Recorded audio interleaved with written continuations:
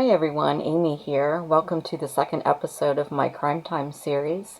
Tonight the topic is Death in Miniature, the story of Frances Glessner Lee, or otherwise known as the mother of forensic science.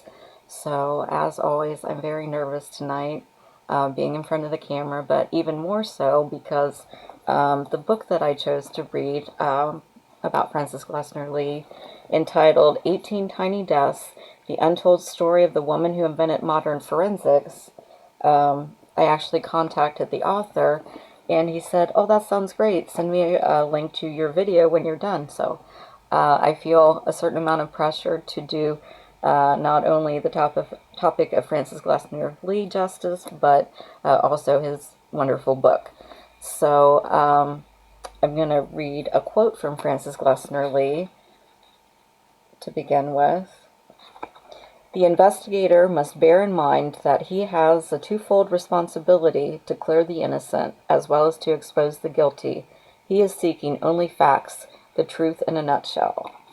So before I start talking about her, I want to give you a brief history of the coroner system in America. And as always, I've got tons of notes written up that I'll be reading from. And just bear with me here. Okay, so the American coroner system is actually came from medieval England, and he was called Keeper of the Pleas, P-L-E-A-S, of the Crown, or the Crowner, and that later became the coroner. And there were several duties that he had, one being investigating deaths that were sudden or unnatural. Two questions that were asked about the murder. One, how did the person die? Two, who is responsible? The coroner didn't need any knowledge of medicine or the law. He would call an inquest of a jury of 10 or 12 people, always men, usually illiterate farmers with no medical background or law, and they would view the dead body, and they would look for signs of murder, signs of violence, wounds, and then they would listen to witnesses. And if it was determined that the death was a murder, then they would have to name the person, and the coroner would arrest and charge the person, and then the sheriff would put them in jail, and then they would be executed. Back then, though, most of the deaths were either farming accidents or natural causes. And if it was a murder, the murderer wouldn't really get very far. There was usually either a witness or, because it was in the 1600s, mass transportation hadn't really been formed. And I thought it was very interesting that this was a case where the advances in technology actually hindered something. So the more population growth and the expansion of mass transit, and it was easier for murderers to get away. So I thought that was really interesting. But one of the earliest coroner's inquests on record was in New Plymouth, 1635. A man by the name of John Deacon, who was a fur trader's servant in his 20s, and he was found dead during the winter. There were no wounds. It was said that bodily weakness from fasting and extreme cold, exhaustion, and starvation with a little bit of hypothermia. And I actually remember learning about that on the Brady Bunch when Greg made a play for his school project on the Pilgrims, and how when they came over to America, they were faced with extreme cold and starvation. And I never thought that I would use the Brady Bunch as a source of information for one of my videos, but if I were doing a research paper, I would actually have to put them in the bibliography. So anyway, you never know where your information is going to come from. And then one of the earliest known forensic autopsies in America occurred in Maryland 3 years after the colony was formed. The first medical examiner's office in America was formed in 1877 in Boston when they abolished the coroner system, and a doctor was placed in charge of death investigations. And now I'm going to tell you just briefly little bit about the main differences between the coroner system and the medical examiner system. And I had to research this and make sure I got my information right. So I'm actually going to read from an article. So basically, coroners do not necessarily have to have any knowledge of medicine. They don't necessarily have to be a doctor. They can actually be a lay person, and they are elected. And medical examiner is always a doctor in pathology, and they are elected. So both coroners and MEs, medical examiner, investigate any unnatural, sudden, unexpected, unexplained, or unattended deaths. Most of the time, this means deaths that occur outside of a hospital or not under the care of a doctor. They ask questions like these. Who died? Do we know the person's identity? How did someone die? Was it accidental? Suicide, natural, homicide, or undetermined? Where did they die? Where was the body location? When did they die? When were they found? And by what means did they die? Is there a known cause of death? Both coroners and MEs are responsible for finding the facts surrounding a death. However, they are not responsible for finding the facts surrounding who killed the deceased person. They leave the Nancy Drew stuff to the police and prosecutors. In the U.S., each state gets to decide which system they want to use, and they have three options: the coroner system, the ME system, or a combination system where each jurisdiction can choose which system they want to use.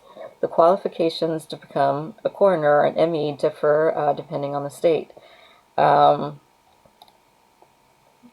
So I found out that in my home state of Ohio, we actually have a combination system. We have a combination of coroners and medical examiners. So, let's see.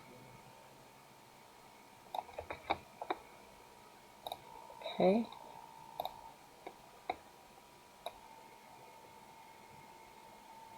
And now, this is really interesting.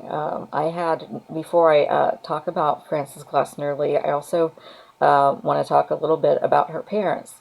Now, this is where it gets a little interesting to me, because I had no idea that the mother of forensic science had ties to my hometown of Springfield, Ohio. So her father was John Jacob Glessner, who was born in 1842. He was the son of a newspaper publisher. He spent his formative years in Zanesville, Ohio. Then at 20, he actually moved to my hometown of Springfield, Ohio, and became a bookkeeper for Warder, Child and Company, one of the largest farm equipment companies. He rented a room in the Macbeth residence, and the house where it would be Frances's grandparents lived is on still the corner, I believe, of South Limestone and Pleasant Street. And I'm just going to try to pull up a picture here. Let's see. Oops. Okay.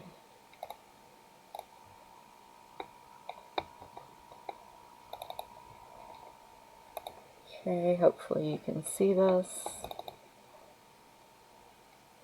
Okay, so that's the little house on South Lime. And I was actually going to go by the house before I did my video and try to take a picture, but I'm not sure the current residents would appreciate that. So I'm not going to suggest you do that, but if you want, go for it. So, like I said, John Jacob Glessner, Frances's father, rented a room in the Macbeth residence where he met Frances's mother, Frances Macbeth, and she was a local school teacher in Springfield, and I'd like to try to do a little research on her as well. But they were wed at the house in Springfield in 1870, and then they moved to Chicago so that John Jacob Glessner could head the Chicago office. And then he became a partner in Warder, Bushnell, and Glessner. And I know all of my Springfield people will at least recognize the names Warder and Bushnell. And so what's interesting, all of the men hired the very famous architect back then, H. Richardson, and they called this Richardsonian Romanesque. And so it's just very cool to find out where some of the buildings, that I've seen so many times in my hometown, where they came from and who built them. So I am going to show you a couple of pictures that I'm sure my Springfield peeps will recognize. This was where Bushnell had his house built, and this was his big mansion that he and his family lived in, and it's now the Richards, Raff, and Dunbar Funeral Home. But this is an example of the Richardsonian Romanesque architecture, which I just think is just beautiful. And then one of my favorite buildings in Springfield is the old Warder Library, and always loved the architecture. This was actually a gift from Mr. Warder. His house was actually built in D.C., but again by the same architect. And this was the old library in Springfield, Ohio. And then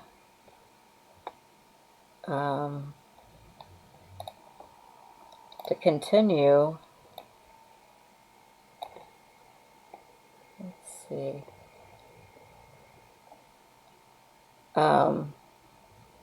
After Warder, Bushnell, and Glessner merged, then they were merged with a couple of other companies, and I know all of my Springfield peeps will recognize this name. They were all co-founders of International Harvester, and of course, everyone pretty much knows of International Harvester, now called Navistar, but that was one of our largest, and might still be one of our largest employers in town. And so here is an old picture of the Warder Bushnell Glessner office building, which I thought was really neat. And then, let's see. Okay, I'm back, and I just had no idea that the mother of forensic science would have a tie to my hometown. So, let's see. So, International Harvester was founded in March 22nd, 1902, 1 month after the Springfield, Ohio fire, which I had no idea we had a huge fire, apparently, in 1902. So, John Jacob Glessner, once he and his wife moved to Chicago, they would soon have a home built as well by H. Richardson on Prairie Avenue. And, of course, he was now one of the wealthiest men in Chicago. And Prairie Avenue was one of the first streets that had mansions in Chicago, which was amazing. So, in 1871, Frances Glessner Lee's brother was born, and then she was born in 1878. And because of their wealth, the children were home tutored by some of the best tutors in the world in all kinds of different subjects, anything from foreign language to musical instruments to handicraft. And Frances had an interest in medicine early on, and it kind of grew after she had to have her tonsils removed. After that, as a child, she would actually go along with the local doctors on house calls and watch them work. And sometimes she would even assist the doctors and make healing remedies in her little cabin kitchen. She had this interest in medicine, and she really wanted to go to Harvard like her brother. Her brother ended up going to Harvard Law for for law. I'm sorry, Harvard University for law, but at that time, Harvard Medical School did not accept women then. Um, and I should say that she was really the Paris Hilton of her time. She wasn't really expected to go to college or to work. Her life would be basically socializing and tea parties. But she had a lot of more interests outside of that. So she and her brother became friends with a local boy that her brother George went to school with, and he was a medical student. They became friends. I should back up and say that in 18, 1878 was when the Glessner house was built, and then I'm sorry, 1 week before the Chicago fire, they built a house in New Hampshire to accommodate her brother's hay fever. And I'm sorry, I should have interjected that because that's where she ends up spending a lot of her time. And they call their house the Rocks in the White Mountains. And so that's kind of important in New Hampshire because she's going to be spending a lot of time there, and a lot of the advancements that she made were in New Hampshire. Like I said, I have a lot of information to go over and a lot of notes. I don't want to forget anything. So in 1893, her brother, and their friend George went to the World's Fair in Chicago. It was rumored that they probably came across Alphonse Bertillon. He was a French statistician and anthropologist, and he's actually the one that came up with the first system that police use to identify criminals based on physical measurements. And basically, he came up with the first mugshot, which I found really interesting. And his measurements, he did 5 measurements of physical appearance and a photograph. And that was called the Bertillon system of known criminals.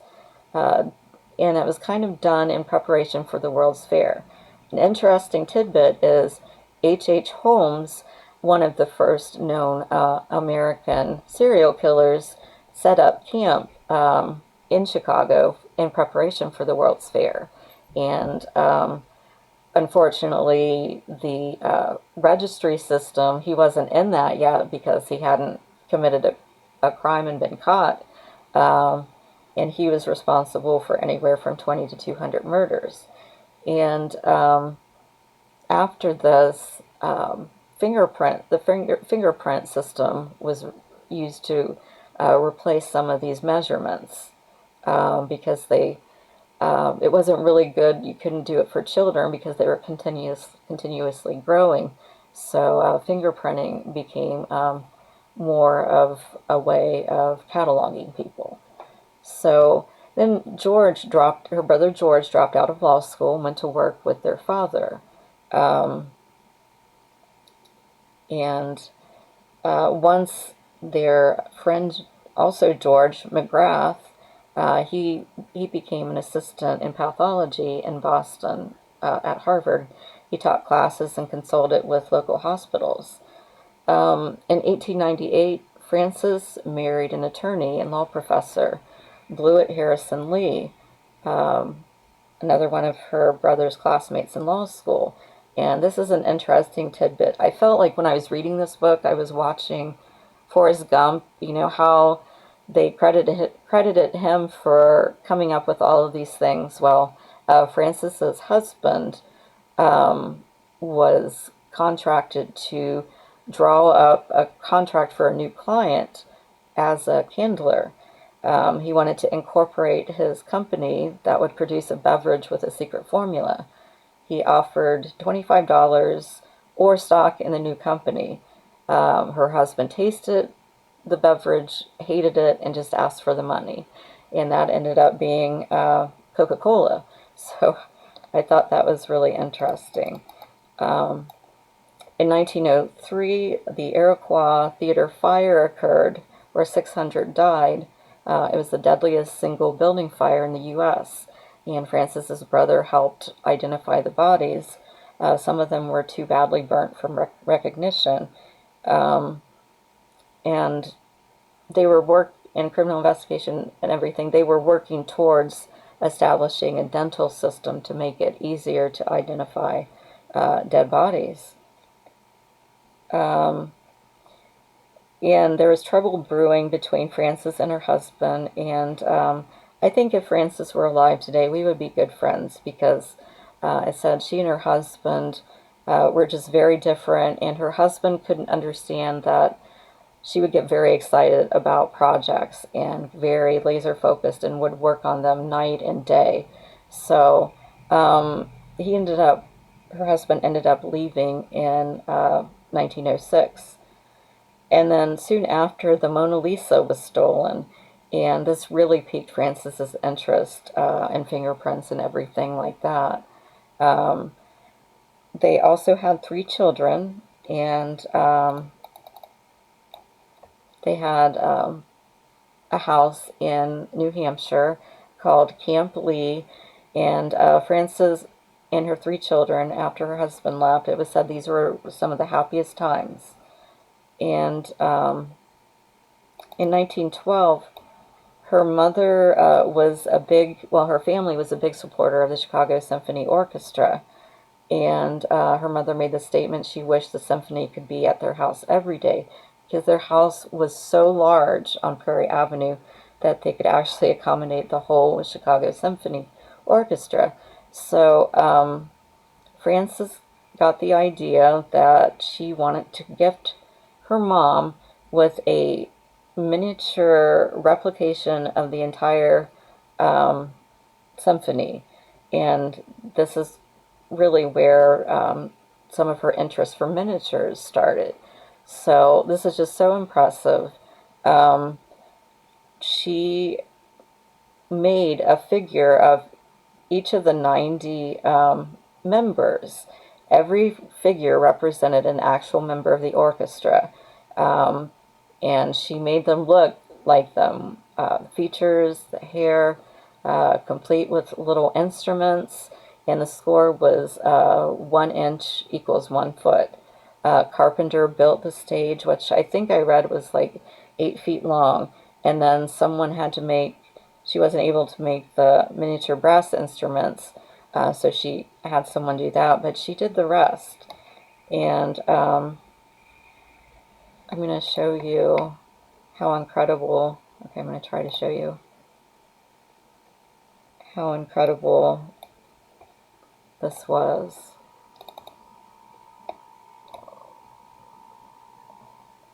Let's see.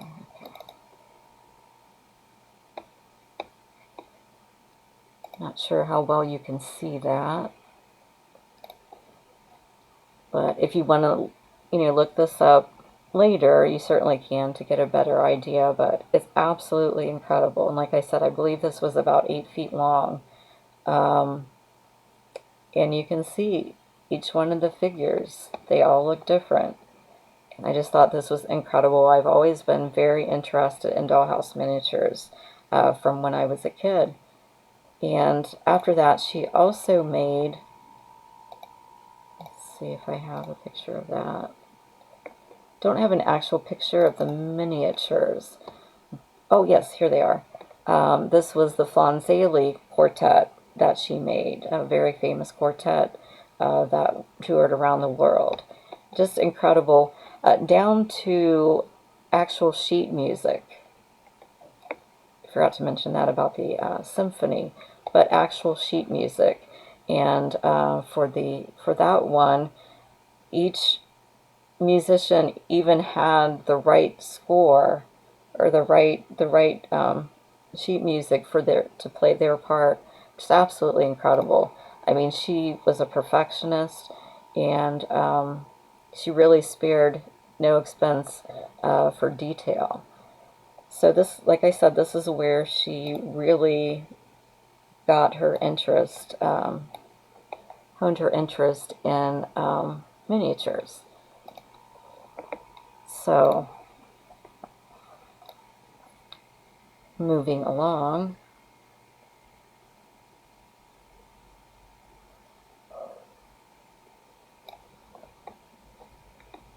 see.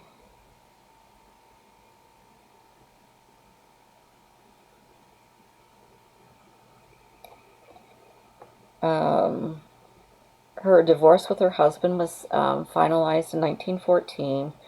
In 1916, a streetcar plunged into the water in Boston. 46 people dead, one of the deadliest disasters. And again, there was like this growing interest for to use dental records to identify dead bodies. After this, she kind of didn't know what to do. She busied herself sewing outfits for her kids, making candy, doing all kinds of handicrafts. And then in 1917, during World War I, she would invite soldiers to her house for dinner and entertainment, including musicians from the famous John Philip Sousa's band. And after that, she continued to correspond with the soldiers.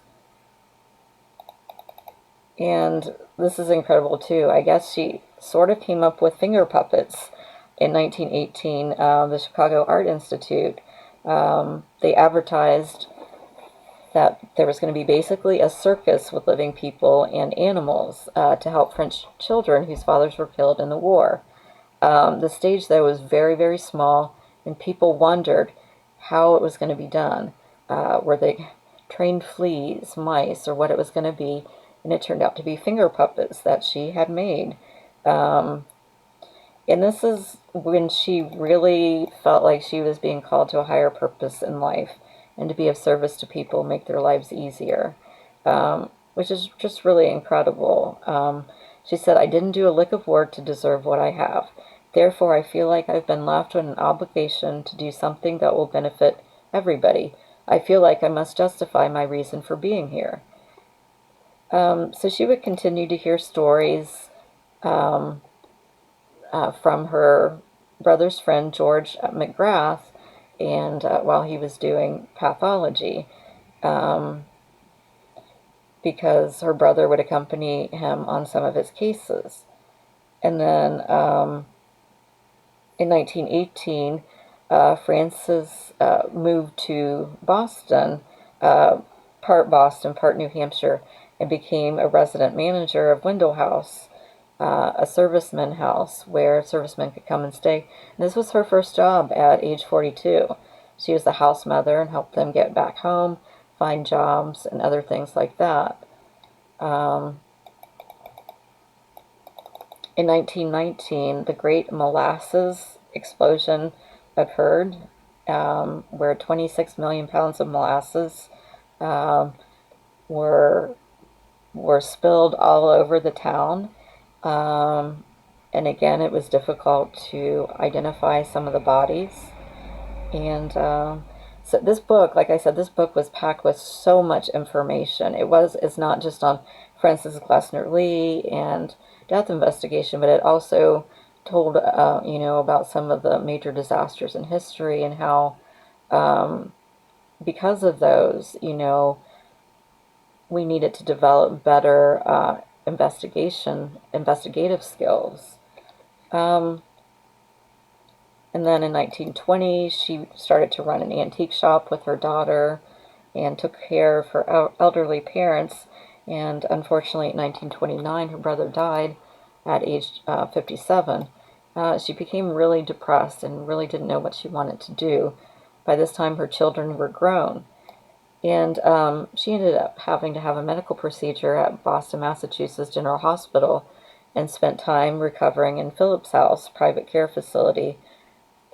Coincidentally, her brother's friend, George Burgess McGrath, was there partly for severe infection in both hands, caused, they think, by repeated exposure to formaldehyde and strong disinfectant, and he had some other health issues.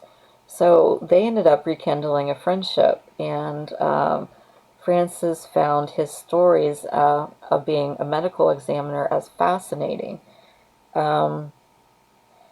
He was talking about how beautiful he thought the human organs were, and this just really piqued her interest.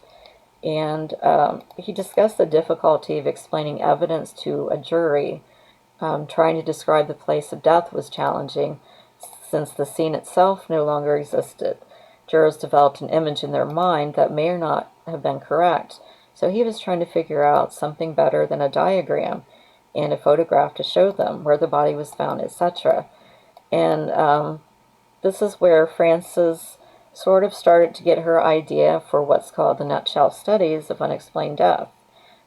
She remembered the miniature orchestra and quartet that she had created, and she proposed a small model of the room or the area where the body was found in the correct scale, with the doll dressed exactly like the victim and all the other details in the correct place.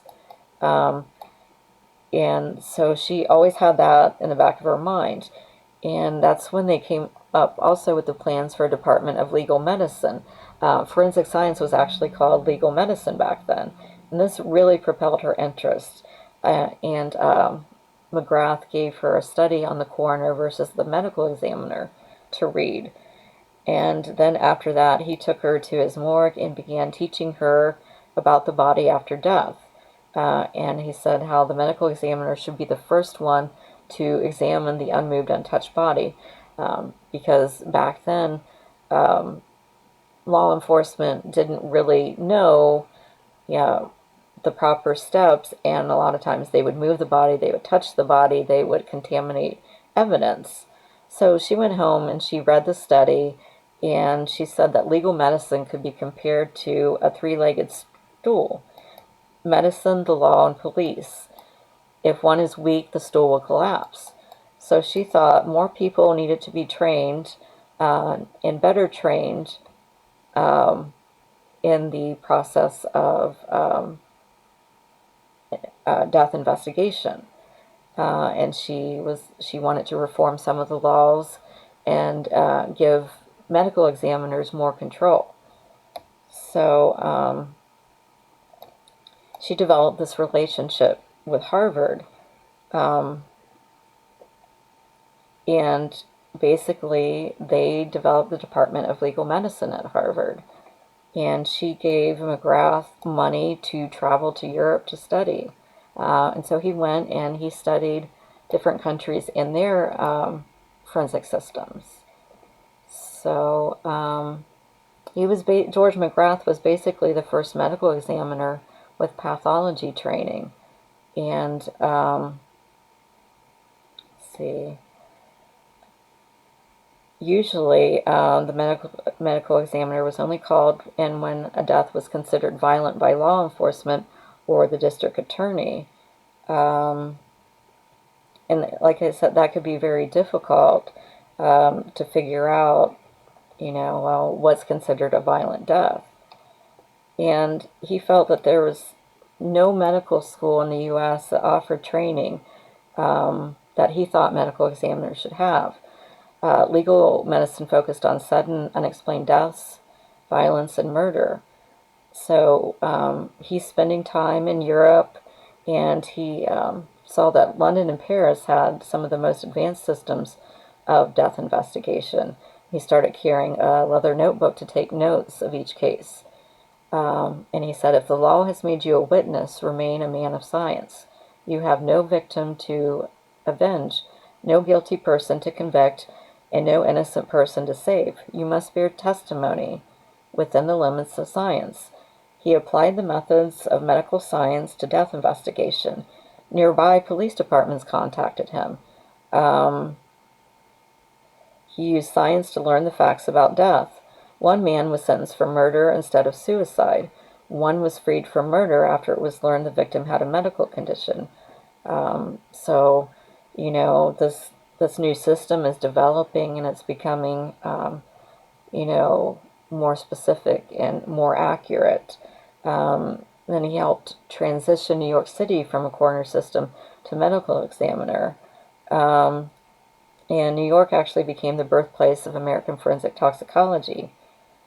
And so all the while, Frances is talking, or she's thinking about how she wants to try to convert the coroner system in different states to having a statewide medical examiner. And she became acquainted with two of the men of the study, and she was appointed to an advisor membership in the Institute for Medicine on medical legal problems.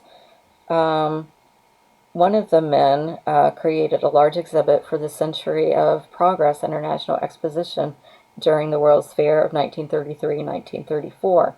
So this was the first time through text and images the history of the coroner system, death demand scientific investigation, was presented to the public.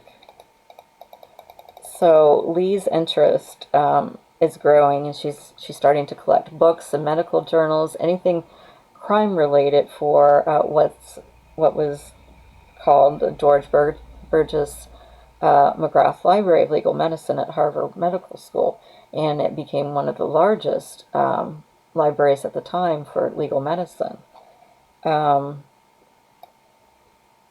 She helped develop a fellowship program that would train specialists in legal medicine, coroners, medical examiners, physicians, toxicologists, developed a well-equipped laboratory with photography and x-ray unit in a library. And over time, she gave Harvard a $250,000 grant to establish the Department of Legal Medicine, basically a factory to produce forensic pathologists to work as medical examiners. Her ultimate goal was to develop the department to conduct all forensic death investigations in Massachusetts and serve as a resource for police departments around the country. In 1935, her daughter passed away, and as this is going on, McGrath is beginning to age and has multiple health issues, and he ends up having to retire as medical examiner, but he does continue to teach. Frances is so passionate about the field of legal medicine, she keeps trying to see the J. Edgar Hoover of the FBI, and she wants to urge him to, train the FBI special agents in legal medicine, which doesn't really go over very well with him. First crime lab in the country was the LA Police Department in 1923. By 1936, both of her parents had passed away, and in 1938, George McGrath passed away. And then Alan Richard Moritz came to Boston from Ohio, which was called Western University, and is now let me look at that again. Case Western Reserve University is what it's called now. So he became one of the pathologists in Boston now, and she developed a relationship with him. He was appointed as an assistant to one of the medical examiners in Suffolk County in Boston, and he consulted with the police, the local state police in Massachusetts. But the local police didn't really take kindly to what they called an outside college boy telling them how to do their job. And I want to read a couple of pages from the book, which I found really interesting. And this is one way you can actually see how forensics was able to solve one of these cases. It says that at one point the state police headquarters wrote him and said, Dr. Rosen, medical examiner, New Bedford, requests assistance of Dr. Moritz in examination of body of unidentified person found in Dartmouth. 5 Works Progress administration workers picking blueberries on their lunch break had discovered an extensively decomposed body hidden in brush beneath a tree on a local lover's lane. The body appeared to be that of a young woman, fully clothed, bound with rope at the ankles and wrists. There were no visible signs of trauma. Beneath the body, they found a small, flying Red Horse pen, a souvenir of the Mobil Oil Company. Moritz brought the remains and a sample of the foliage that had been under the body back to Harvard. 3 weeks later, after careful study of all the evidence, and this is this will give you an idea of some of the things that they can surmise from the evidence. Morris was able to tell the New Bedford police the name and address of the descendant, how, when, and why she was murdered, and who did it. Her name is Irene Perry. She was 22 years old and had vanished in June when she left home to get ice cream for her 2-year-old son. Among her remains were 5 small bones. Perry was 4 months pregnant at the time of her death. Near Perry's body, investigators discovered a knotted loop of rope that appeared to have been used to strangle her. Harvard investigators did an experiment with 50 volunteer girls of the same age and size as Perry to measure the length of rope that would be needed to strangle them.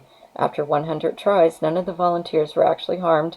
The average was within a half-inch of the noose found with the body. Chemical analysis of the rope revealed that it was a type sold in bulk and used in mills, farms, and industrial shops. A matching piece of rope was found in the basement of Perry's boyfriend, 25-year-old mill worker Frank Pedro. How long had Perry been dead? 4 groups of carrion insects, those that deposit eggs on decomposing flesh, were found on Perry's body.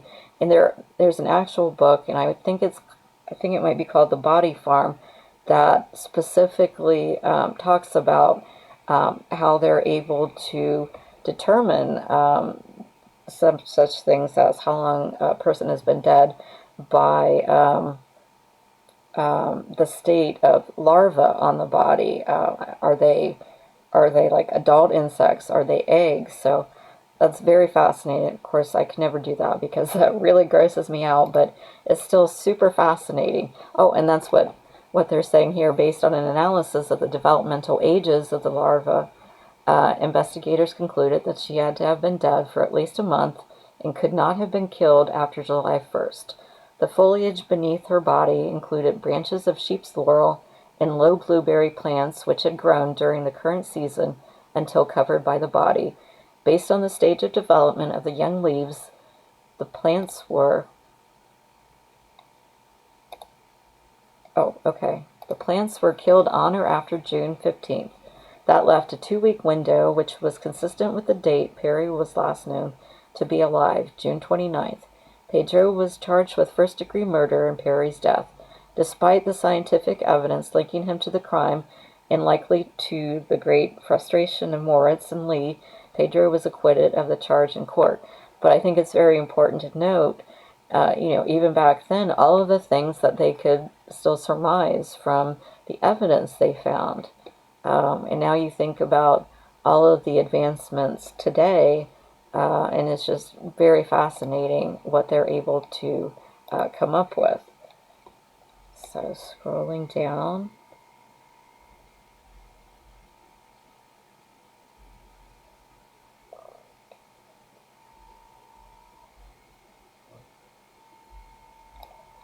Like I said, Francis really wanted a statewide system with a centralized medical examiner office in Boston where autopsies would be done with a centralized toxicology and ballistics lab for the entire state.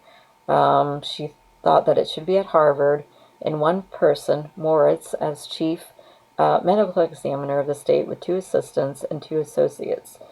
This would also give the med school bodies to use for teaching, because they were kind of running out of bodies to use for the students. So she gave Moritz some more money to tour around the world to study different legal medicine programs, and she was especially impressed by the facility in Cairo, Egypt. They had a well-equipped, centralized facility where all post-mortem examinations were done, and poisons were very common then and there. And so they had a very active toxicology department, and she found Denmark to be very impressive. So she asked Moritz to come back and conduct lectures about legal medicine and what he learned. So he reported back, and he was also appointed as assistant to one of the Suffolk County's medical examiners. Interestingly enough, Dr. Timothy Leary, not to be confused with the man who experimented with LSD. I have a different book on that, but on November 28th, 1942, the Coconut Grove nightclub in Boston, it was a very happening place for celebrities, caught fire, and 492 people were killed. It was actually the second deadliest single building fire since 1903 Iroquois Theater. So many bodies were burned beyond recognition, and so this is when Lee and Moritz proposed dental records for identification, and I found this was very fascinating. Teeth contain the hardest material in our bodies, which is enamel, and can withstand over 2,000 degrees of heat, submersion in water, and so that's why to this day, they use dental records to identify bodies. So she continues to help the department obtain the best lecture material, and wants to put together a film on autopsies. Oops, scroll down. She also had 3 plaster heads of victims with various injuries made for the department. In 1943, she was appointed consultant to the Department of Legal Medicine at Harvard, which was a really big thing, but it wasn't broadcast. And, reading the book and reading the information, she really didn't get the press and the recognition that she should have. And what's interesting, even though she was a socialite and everything, she kind of downplayed a lot of her achievements, which I find sad because she had so many amazing contributions, to forensic science. More people should know about her. So after that, they were talking about the forensic odontology with the tooth, and I guess I should have backed up, but it says, amazing what a tooth can tell the decedent, age, dietary habits, sex. It says they're as unique as fingerprints. And so she wanted a national database for dental records. She designed one and sent it to Moritz. Also proposed a dental study where more research about what teeth could do, but she was turned down. By 1944, about 90% of the U.S. was still under the coroner system, which meant of the 300,000 deaths every year that were the result of violent or unknown circumstances, only about 10,000 were within a jurisdiction with access by a competent medical examiner. So the number of murders that went undetected was likely in the thousands, and people who were falsely convicted of crimes they had committed was unknown. By this time, she's aging, her health is failing, but that didn't dull her spark any. She would go on to speak wherever she could about the medical examiner system. And she had become very close to the Virginia Police Department in the 1930s, as she listened to a police scanner at her home at the Rocks in New Hampshire. She began to work to improve the police's crime scene skills, starting with her home of New Hampshire. She held conferences with Moritz. In recognition of her work, and this is another huge achievement, in 1943 she was named a captain of the New Hampshire State Police, the first woman in the U.S. to ever hold the title. She was 66. And it wasn't just a name either. She was an actual captain, though she didn't really use it, but that's a really phenomenal achievement. And then her interest in law enforcement really started to grow, and she believed that homicide should be a specialty area with dedicated personnel trained with specific expertise. She called the position a medico-legal investigator, or as they're now called, a homicide detective. So if I'm reading this correctly, she pioneered what's called a homicide detective to this day. Um, and as her interest grew, in 1944, the Department of Legal Medicine at Harvard was starting to flounder with the start of World War II. And Moritz was being really stretched by all of the things that he was doing. Um, Degree programs for police were starting to be developed at several colleges, though, but nothing on specifically on legal medicine or homicide. And that's when Frances began to hold homicide seminars at Harvard. Um, she thought using an actual crime scene would be ideal, but not practical because you couldn't bring the body to the students. You couldn't take a group of students to a crime scene and have them all crowd in and trample all the evidence and everything. And she felt that photographs wouldn't be sufficient enough because they lacked a third dimension. And again, she thought back to the miniature symphony pieces that she created. So she contacted her carpenter, Ralph Mosher, and I believe his son, and told them that she wanted, I'm sorry, I'm going to have to pause this for a minute. My dog needs water. Sorry. Okay, sorry about that. Okay, so she contacted her carpenter, Ralph Mosher, and his son, and she proposed that she wanted a wooden box measuring 18 by 18 inches square. She envisioned creating a series of dioramas presenting crime scenarios that were purposefully ambiguous, forcing the student to observe and ponder. She believed it was important that the dioramas look as realistic as possible, lest police officers think they were being asked to play with dollhouses. And she wanted the same scale as the orchestra and quartet. So an investigator would be 6 inches tall or 6 foot.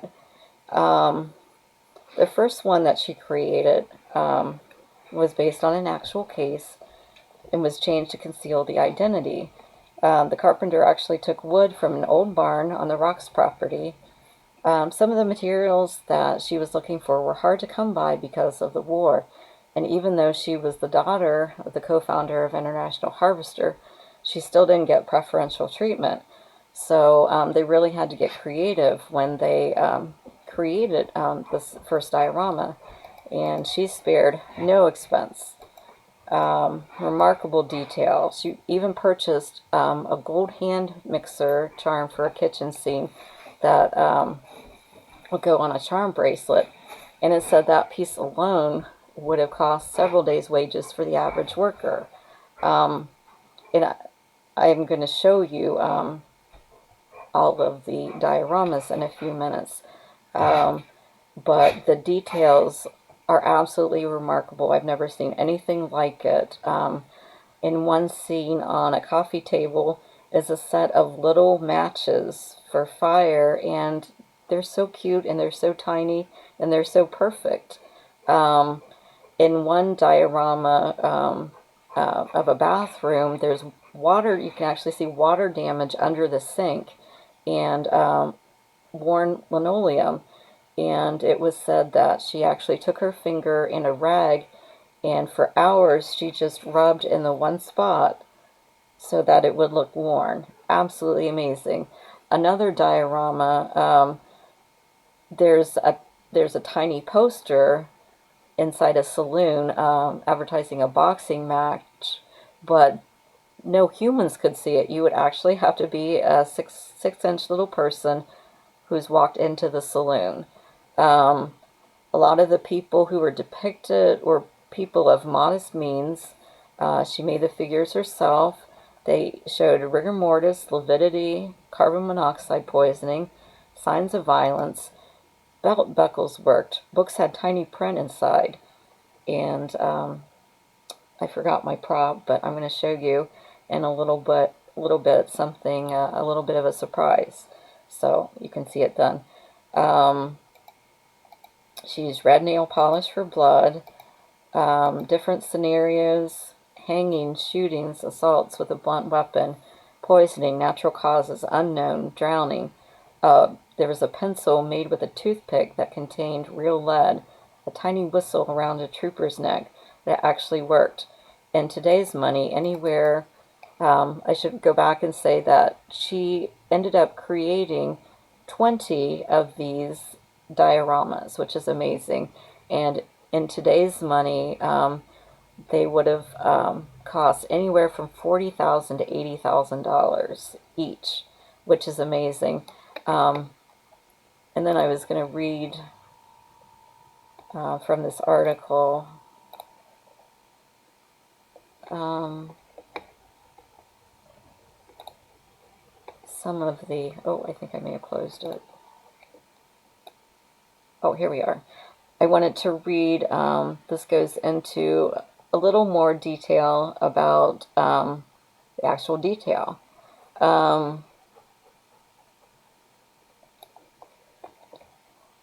It says the nutshell studies, these were called the nutshell studies of unexplained death, built on a scale of 1 inch representing 1 foot. Francis used to tell investigators that they would do well to pretend that they were 6 inches tall. Ralph Mosher and later his son were Francis's full-time carpenters. They built everything that was made of wood while Francis did the rest, including all of the dolls. Consider these details compiled from various nutshell studies. Keys turn in locks. A tiny bullet is lodged in a beam. A parcel of meat on a chair is coated in tiny spores of mold. Every sign, calendar, medicine bottle label is painted in detail by hand. A fingernail-sized mousetrap snaps shut. The mouse is a bud from a pussy willow. Stockings for the character were knitted by Francis using a straight pen. Pencils write. Books open and have printed pages. Boards beneath a sink are water-stained. The faces of victims are painted to show the exact degree of decomposition. A printer was contracted to create a minuscule edition of the exact newspaper found at a scene, all pages included. There are linens in the cabinets and clothes in the wardrobes. Francis wore a blue suit for a year to create the worn effects on a victim's pants. Okay, this is the first time I'm actually reading some of this. There is a realistic burn mark on a tiny ironing board. Francis spent 3 days creating it. Absolutely amazing. Gosh, I would have gone crazy to see these as a kid, but to be honest, I'm crazy to see them now, and I'm hoping that maybe I can make that happen one day. But absolutely incredible, the detail. So they began holding these homicide seminars using these dioramas. And she would travel around the different police departments looking for potential students to train in homicide. They would learn about different causes of death, watch an autopsy done by Moritz, and observe the dioramas. It was a week long, and after the end of the week, they would present a report, and solutions to each diorama were given. Like I said, there were 20 done, and each one of them was based on an actual incident. And they weren't all murders. Some, like I said, some were natural causes or accidents. So basically, it was a moment frozen in time when the police first arrived on the scene. And it showed what kind of people they were and what frame of mind they were in. For instance, there's one scene where there are several empty bottles of alcohol near a bed. And these weren't necessarily made to be solved. There was a solution, but they really wanted people to observe and focus. A lot of times people will narrow in on one particular item and come up with a scenario just based on that item, and will try to find evidence to support that. But what was recommended to do with these dioramas is to look at them in a spiral, starting at the left and going around and finally inside. So this was really amazing what she's done. And she formed a nonprofit called Harvard Associates in Police Science, or HAPS, and graduates of the seminars would go on to be able to sit in advanced homicide seminars. And she said there is no place for guesswork in police work, especially not in homicide investigation. The investigator seeks out the truth. And she donated these dioramas to Harvard. No public display. They were specifically meant to be used in the homicide seminars. But she began growing wary of Harvard because she really wanted to develop the Department of Legal Science, and they weren't as enthusiastic about that endeavor. But word of her crime scene model started to spread, and newspapers did stories of her morbid dollhouses. But again, they didn't really emphasize her pioneering work in legal medicine. In 1946, Life magazine, the Life magazine, the big magazine, wanted to do a story on her under one condition, that she offer the solutions. And she didn't want to do that because she thought that it would devalue them. So they struck a compromise. She said that she would at least reveal some of the clues. So they did a story on her. In 1949, the first woman attended the homicide seminars. And she wanted to make a film about the Department of Legal Medicine. And she caught the eye of Earl Stanley Gardner, who was a practicing attorney and writer, and also the writer of Perry Mason novels. He wanted to attend a seminar. And she was a little leery about that, but because she really didn't like how he portrayed law enforcement in his novels. But she allowed him to come and learn, and he said that he would try to make the books more realistic. And so the case of the dubious bridegroom was actually dedicated to her. And then soon after, MGM was looking to make a different kind of movie because the subject of legal medicine was untapped. They worked with Moritz, and they consulted Francis, and they wanted to use forensic science in the movie to solve the case. And originally it was going to be called Murder at Harvard, but it became called Mystery Street. And I didn't get to watch it before the video, but I'm definitely going to watch it now. It was the first movie filmed on location in Boston, and the first procedural crime drama, so it was really the stepping stone for shows like CSI. And actually, I've never watched an episode of CSI, which is, I know, really weird, but I guess I just like to watch a lot of documentaries. But apparently, I think there's a 3-part story arc in CSI about a woman who commits murders, and she makes miniature dioramas of the crime scenes, and that's based on Frances Glessner Lee's dioramas. So in 1949, Moritz left Harvard to go back to Western Reserve University and become the director of the Pathology Institute. And then Dr. Richard Ford became the head of the Department of Legal Medicine at Harvard.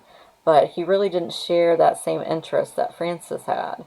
And all this time, she's receiving letters from around the world asking her to help solve cases, which is just absolutely amazing. Because you've got to remember, she only had a high school diploma, equivalent. She had no training any formal training, no college. Um, in 1950, she was diagnosed with cancer, and she felt like her days were getting close. So she tried to, she set up a Francis Glessner Lee Foundation to sponsor homicide seminars, and she wanted to make sure that her work would be continued. But she ended up living for approximately 11 more years. And then she died in 1962 on January 27th. It said that she received, throughout her life many honorary degrees, but the one that she really wanted, she never got, which was an honorary degree from Harvard. And maybe I'll write a letter, because that would be so cool, if she could get a post-mortem honorary degree from Harvard. So right now, the nutshell studies, I should mention that unfortunately in 1961, one of the dioramas was badly damaged, and I believe there are only, as the book says, only 18 left. And in 2017 to 2018, they are actually on display for a short amount of time at the Smithsonian Renwick Gallery, which I missed. You can still visit the Glessner House on Prairie Avenue in Chicago. It's a Chicago landmark. And right now, of the 3,137 counties in the country, more than 2/3 are still under the coroner system. Medical examiners are in D.C. and 22 states. Most recently was Alaska in 1996. 11 states are exclusively on the coroner system. 17 states have both. And the dioramas have been loaned to Maryland, the chief medical examiner in Baltimore, Maryland. And to this day, they are still used to train homicide detectives. And the author of the book is actually now the assistant to the chief medical examiner, and he does all the correspondence about the nutshell studies. And like I said, I would absolutely love to organize a trip to Baltimore to see these. Okay, so now I'm going to show you pictures.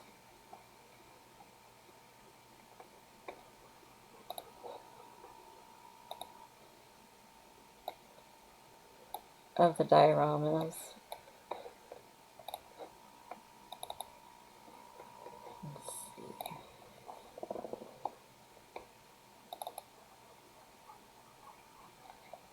This one is called The Attic, and as I said, each one of these is based on an actual case.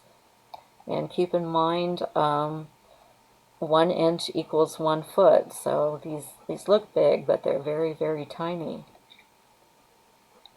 You can just see all of the detail and how incredible everything is. Like, even the little pieces of paper that have been strewn all over have writing on them. Little books, tattered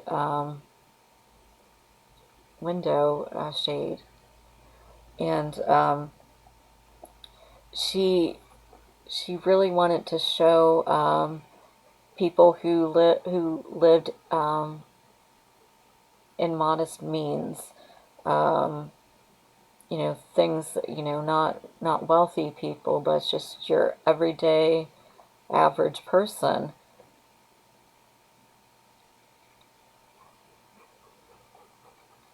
Okay, let's see.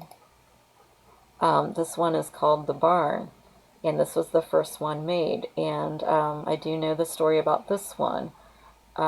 This man, whenever he didn't get his way, he would tell his wife that he was going to commit suicide.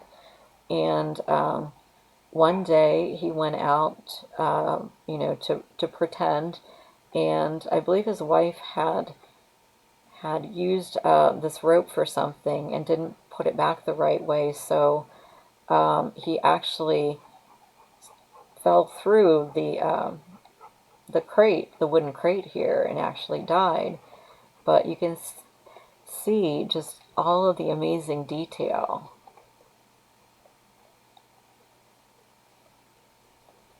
Let's see. Try to zoom in some. Little horseshoe that's kind of askew there.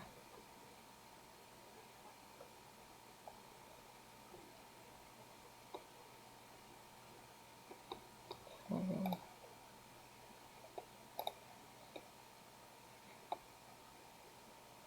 Next one. Maybe for some reason I have to do this.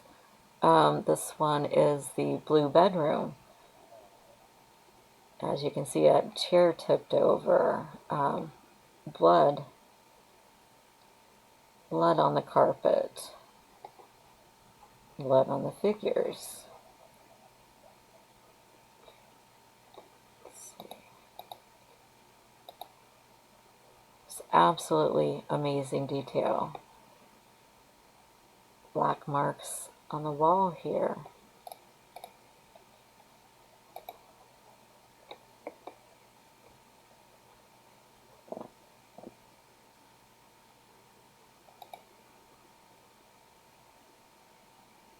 This one is called, let me make sure I got that right. Yeah, Burned Cabin. There's a little calendar up here. I mean, just absolutely amazing. See the little key in the door, and as I read to you, the little key will turn.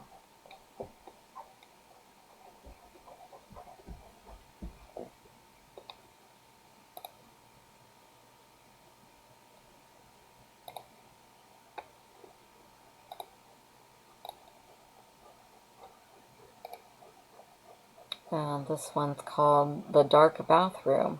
And this is the one where you can actually see water damage under the sink here, and I believe it's right around here where she used her finger in a rag to wear this down.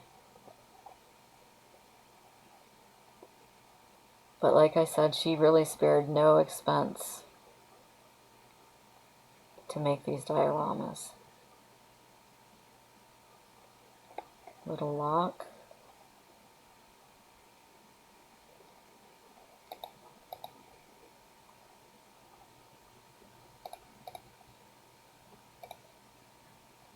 Let's see. This one is called Garage.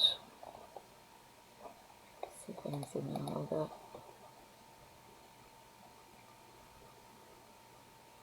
Little license plate, and I believe that, no, I guess it's not. I was going to say this was McGrath's license plate number, but it's not.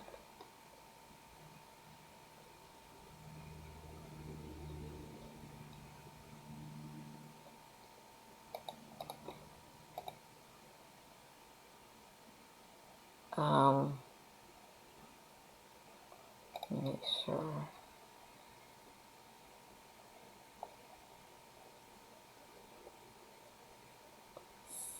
Okay, this one's called Kitchen. I mean, you can even see the food in the refrigerator, the food in the oven.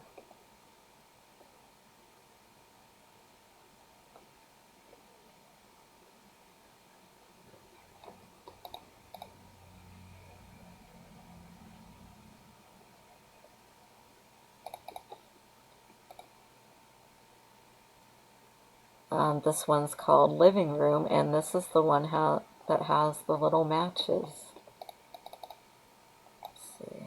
It's kind of hard to see, but trust me, they look just like tiny little matches.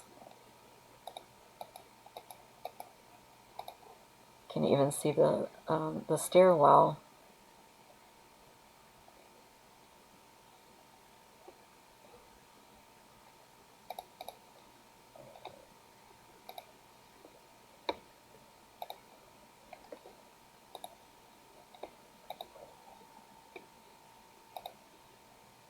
Okay, here we go.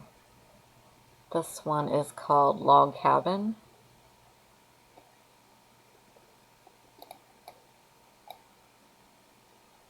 You can see a little gun, and I'm not sure if that's a pack of cigarettes, but just the detail is absolutely incredible.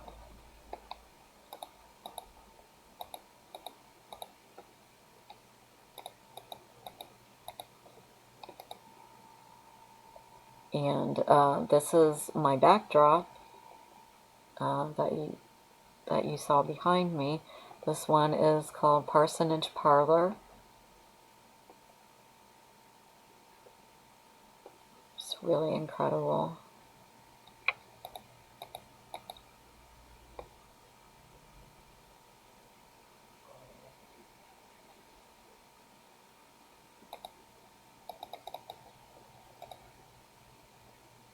This one is called Pink Bathroom. Even has a little thing of toilet paper.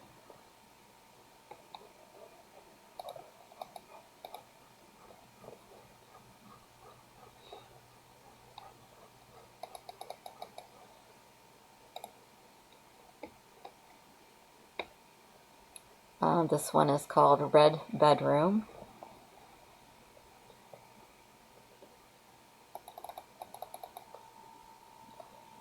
So you have the bedroom next to the closet.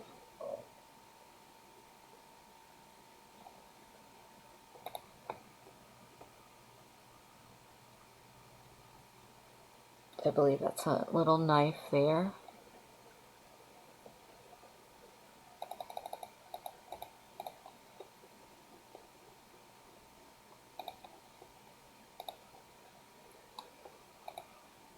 This is Saloon and Jail.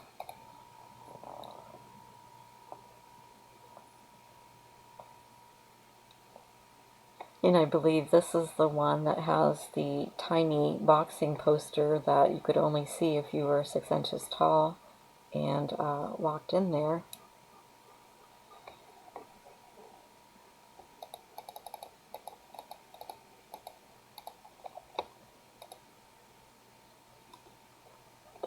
This is the most elaborate one. It's actually 3 rooms put together, and this is the first room, scene 1, the kitchen.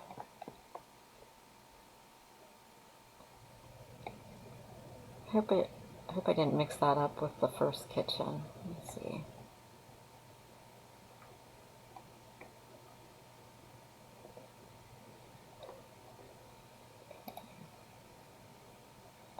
And this is also part of the same scene, the 3-room scene, where husband and wife and child are found dead in their house. You can just see all of the little details. This is unfortunately the 3rd room, the nursery.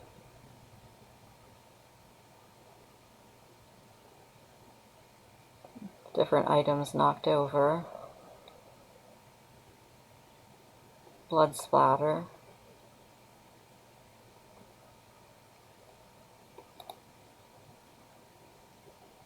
This is the sitting room and woodshed.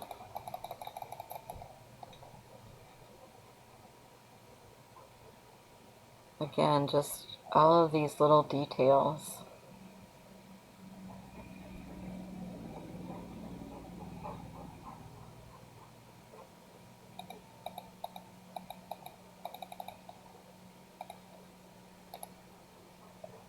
This one is the striped bedroom. Like I said, there are all the alcohol bottles.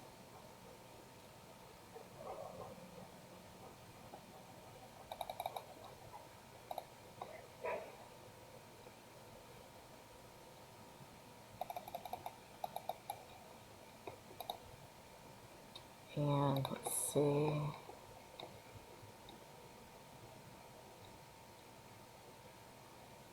This is Frances as a teenager.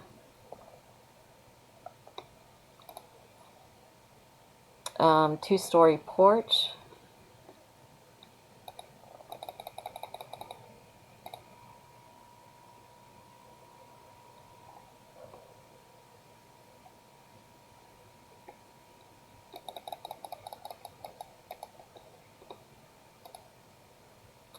Unpapered bedroom.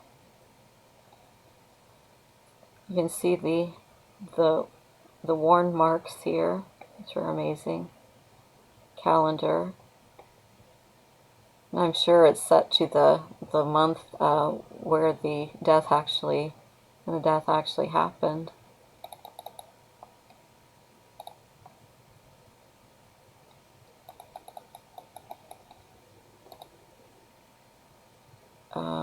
Woodman's shack. Just absolutely amazing. I think that's an open loaf of bread. Plates with the remnants of food on it. You can see a cereal box. Just absolutely amazing.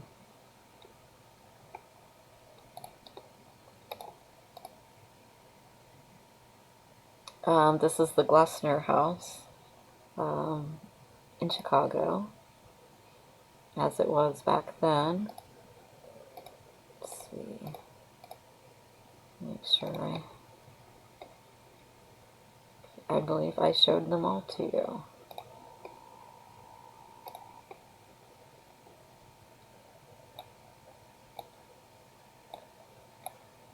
Okay, so now I've got a little surprise for you. I'm going to turn off my webcam on my computer, and I'm going to show you a little video of something that I made especially for this video. And I'll just preface it by saying I am no Francis Glesner Lee, but I hope you like it anyway. Okay. As I said before, I'm no Francis Glesner Lee, and I'm not an heiress, so this only cost about $35 to $40. Probably would have been easier to 2 years ago when I had better eyesight and when my hands didn't shake and I didn't have arthritis and carpal tunnel syndrome. But without further ado, my little crime scene in an Altoid 10. Hope you can see that okay. So I've got my little CSI guys. You can see maybe it actually says CSI on his back.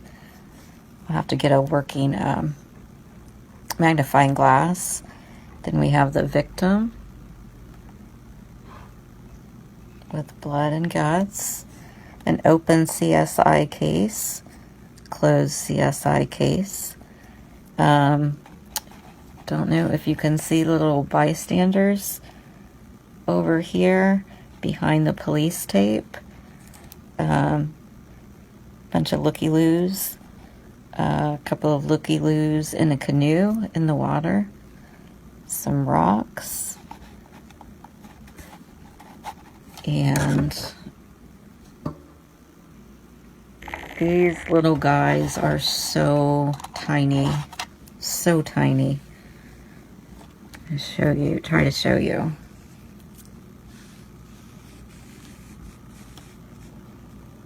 In my hand is a penny and one of the tiny, tiny figures.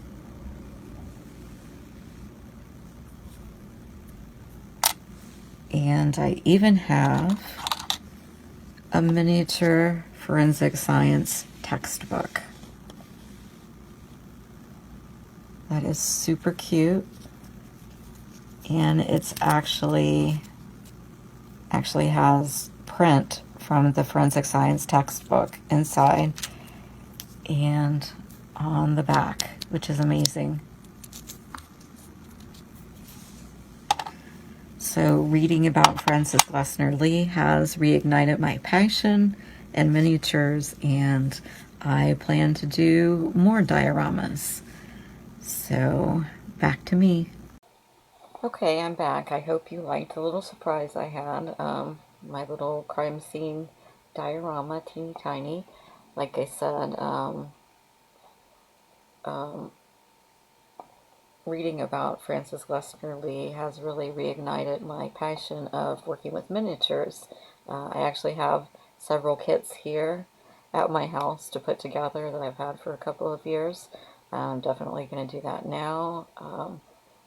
Like I said, I definitely plan on making more dioramas and including one for my next Crime Time video about Lizzie Borden.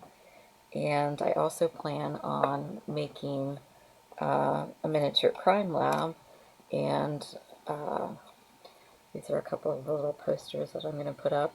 For the crime lab, I'm probably going to do much bigger scale than the little Altoid tins because they're just so tiny and not so easy to work with. But there's one other thing I want to show you that I forgot about. Um, on the Smithsonian site, there's an actual virtual reality tool that you can use to look at the dioramas in more detail. So I'm just going to show you real quick um, the one on my backdrop, which is the Parsonage Parlor. I'm going to apologize ahead of time. I'm really, really bad at doing this. Okay. All right. Okay, there we go. So basically, you can use your mouse to navigate the scenes, and you can even zoom in. Let's see. You can zoom in on the details. Like there's some mail. There's even a little mail slot in the door. Not very good at this. I don't know if it's one of those visual spatial things that girls aren't good at or what, but I'm not very good at this. So, but you can zoom in and see all of the amazing detail, little windows, and there are little scenes outside of the windows, and they're lighted too, just so incredible with different miniature lights and everything.